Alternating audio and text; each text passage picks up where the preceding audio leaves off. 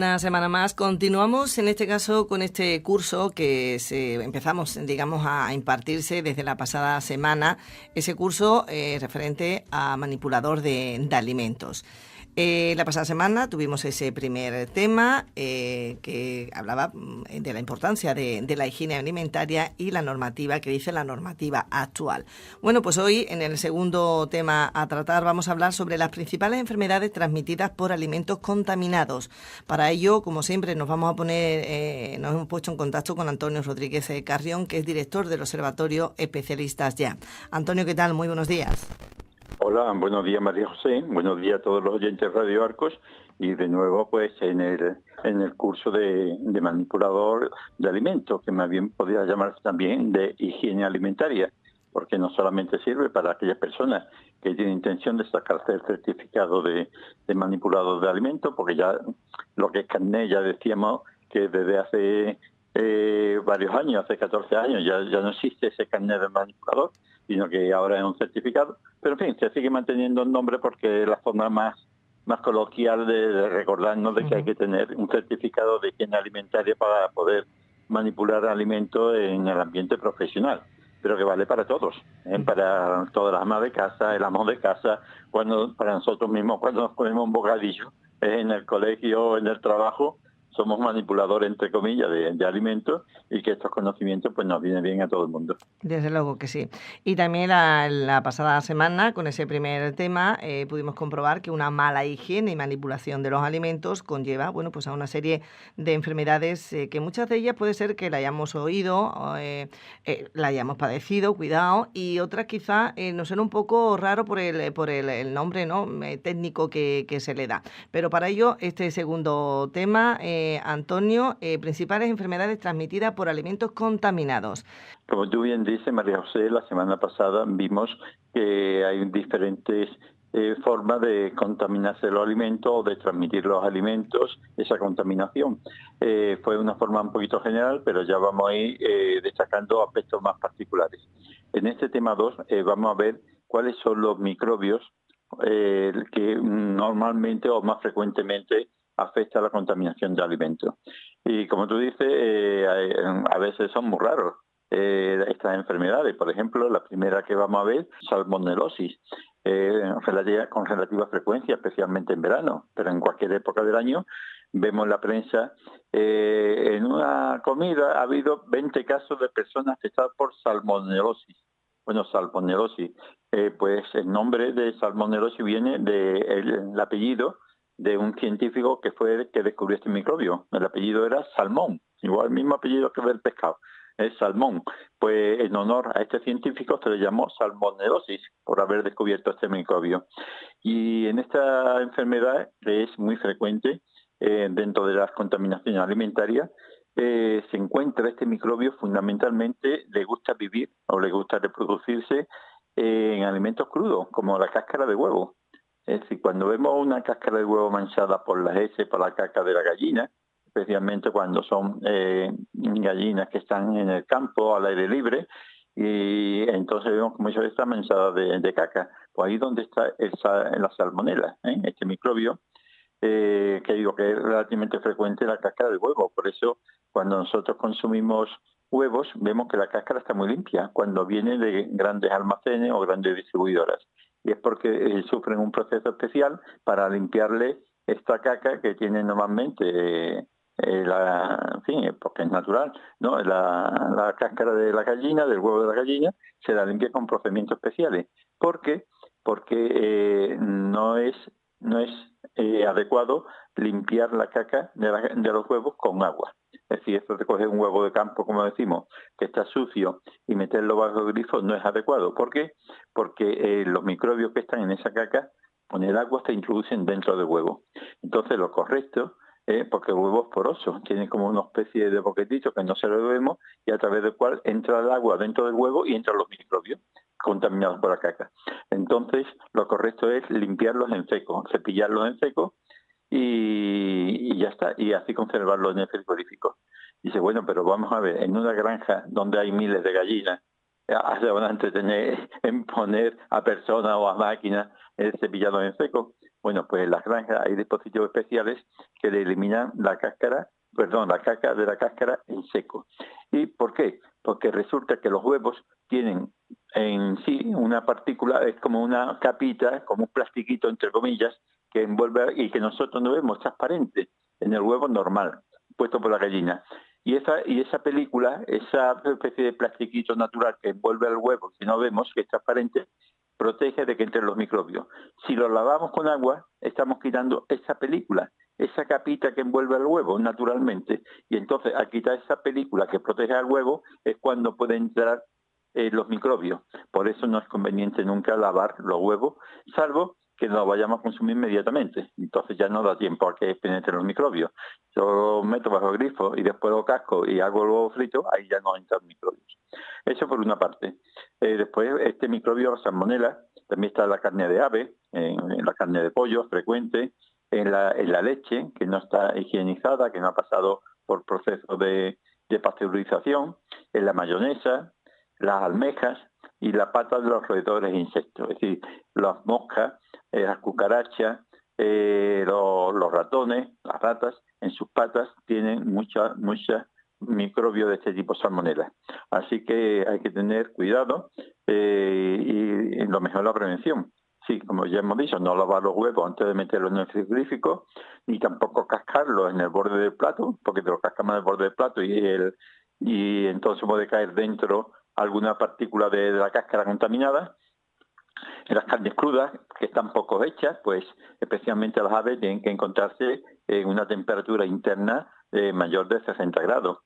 La leche debe estar siempre hervida, si en el caso de que no la hayamos comprado en el supermercado, que ya viene esterilizada o pasteurizada, sino que leche cruda recién ordeñada, pues siempre tiene que estar hervida, aunque perdamos muchas vitaminas, y las frutas y verduras que pueden contaminarse durante su cultivo, en fin, porque puede haber agua contaminada, pues igual, es muy bien limpia, y si hay sospecha, pues utilizar lejías especiales que hay para productos de este tipo.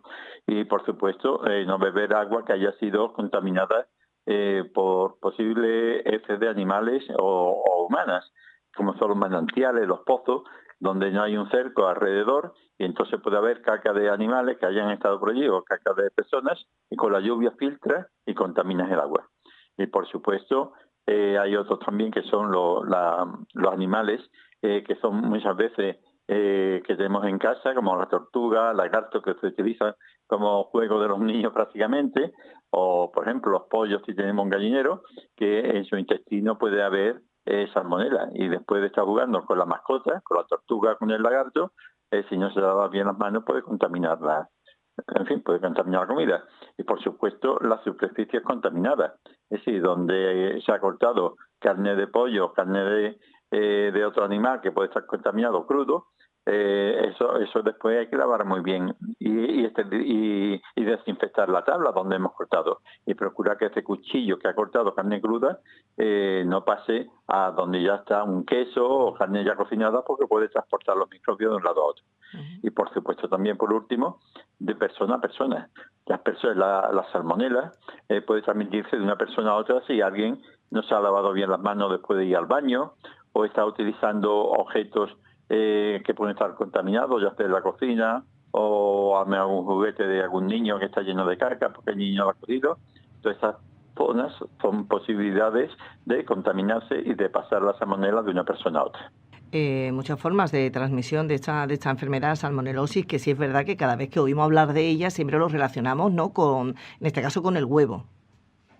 El huevo es en fin, tanto en medicina, yo me acuerdo cuando yo estaba estudiando medicina, en la asignatura de microbiología, siempre se nos decía que el huevo era uno de los elementos que se utilizaban para cultivar microbios. Es decir, cuando nosotros vemos que algo puede estar contaminado, dice, bueno, aquí habrá algún microbio, pero hace falta que se reproduzcan para yo después verlo mejor en microscopio. Uh-huh. Y se utilizaba huevo. En el huevo crecen muy bien los microbios. Es un alimento extraordinario para los microbios. Ellos están ahí en su salsa.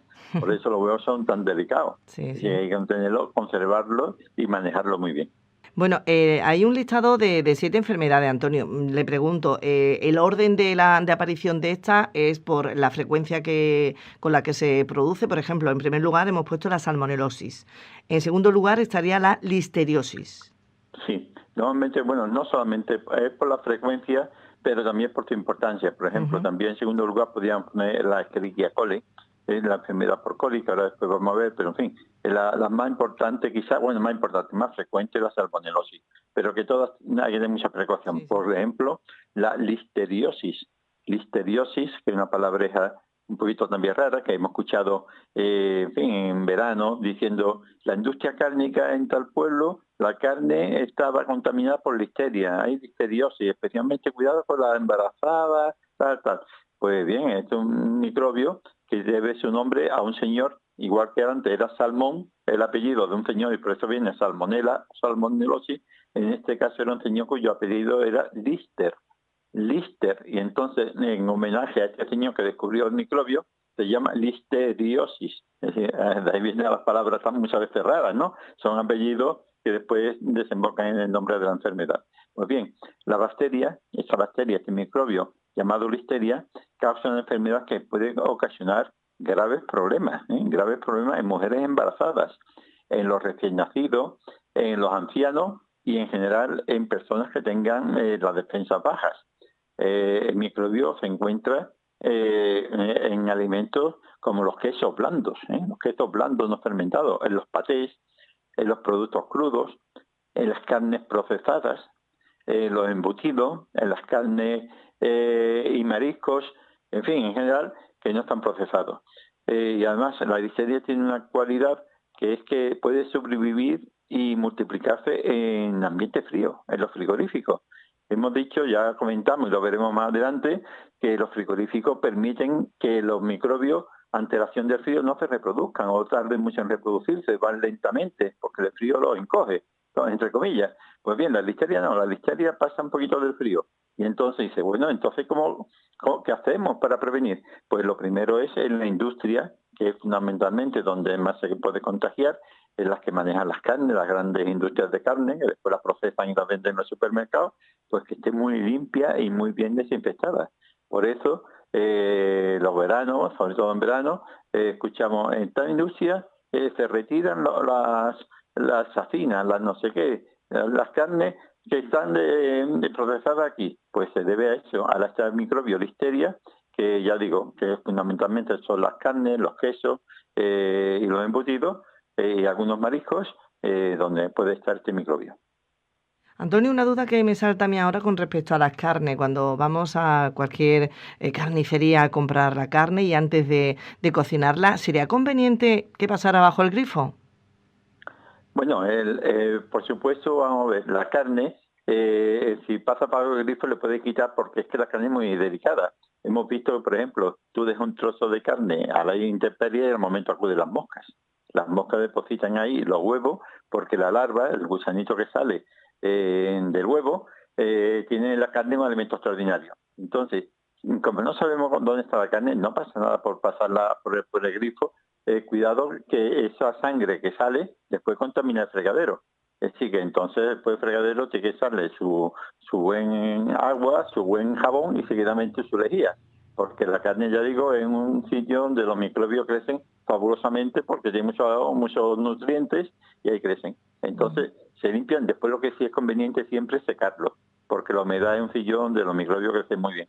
Si va el pescado o la carne, lo vas a enjuagar porque puede estar en contacto con moscas y no te fías con otro, pues después secarlo muy bien, y después lo metes ya en el frigorífico o lo cocinas, lo que sea.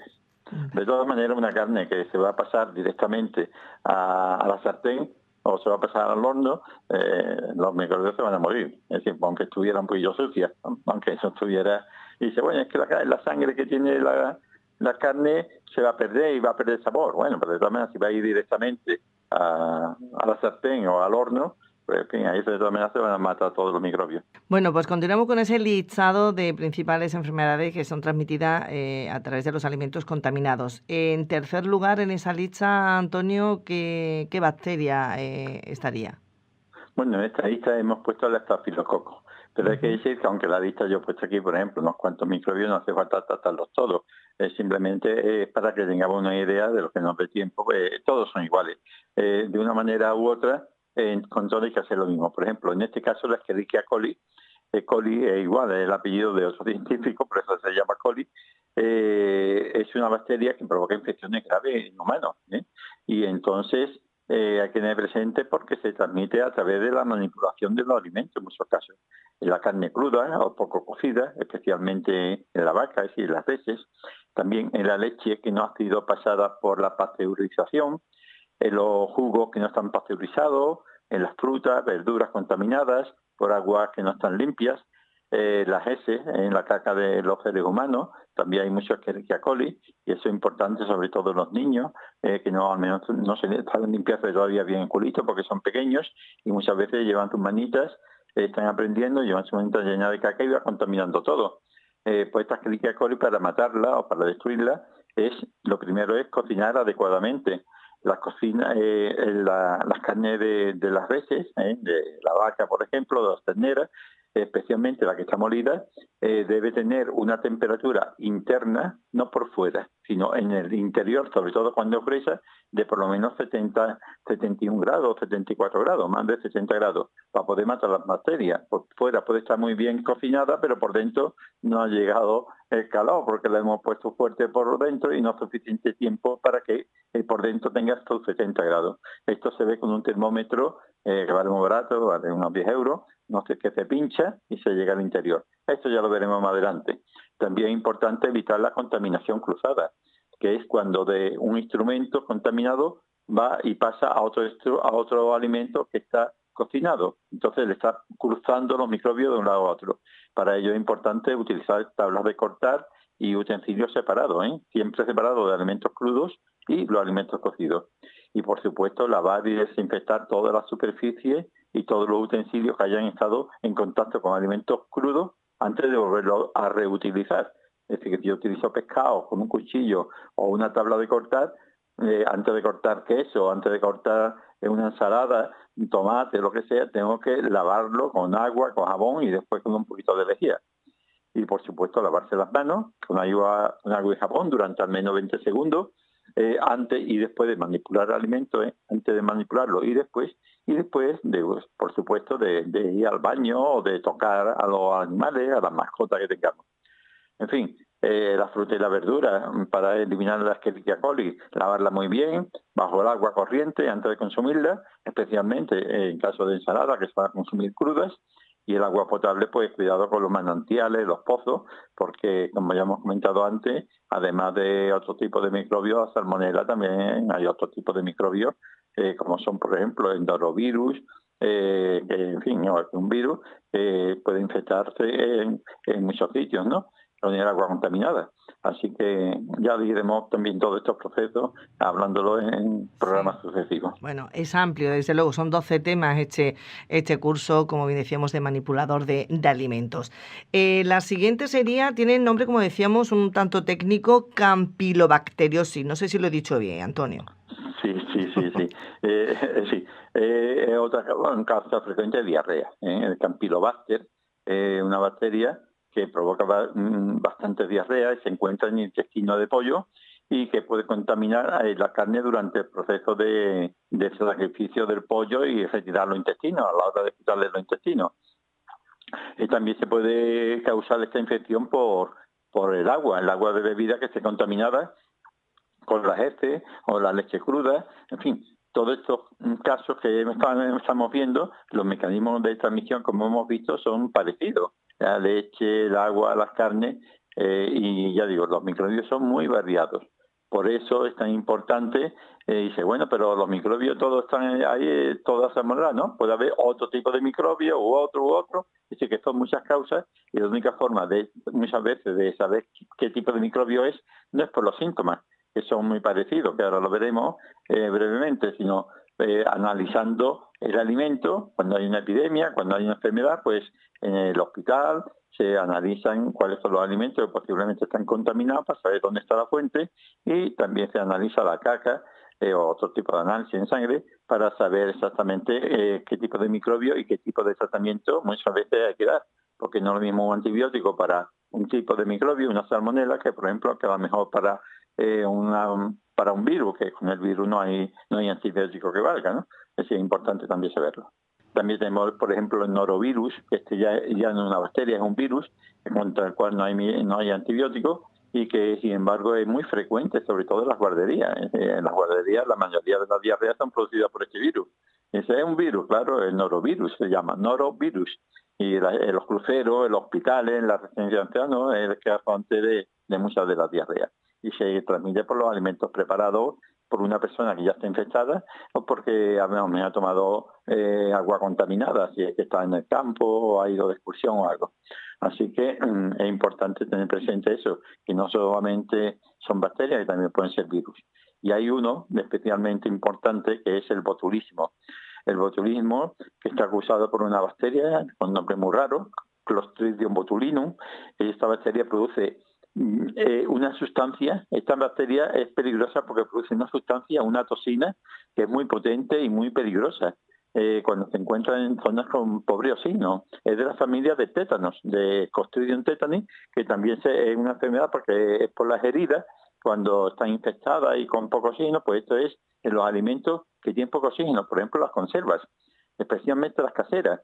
Ya se da poco, pero hasta hace unas décadas era frecuente tener los tomates en conserva casera, que se hacían en las propias casas, se hacían conservas que muchas veces no estaban adecuadamente bien hechas y entonces producían esta enfermedad botulismo que es muy grave y por tanto ya es raro porque hay mucho control, pero si alguna vez observamos una conserva que tenga un olor o un color o un sabor extraño, inmediatamente desecharla.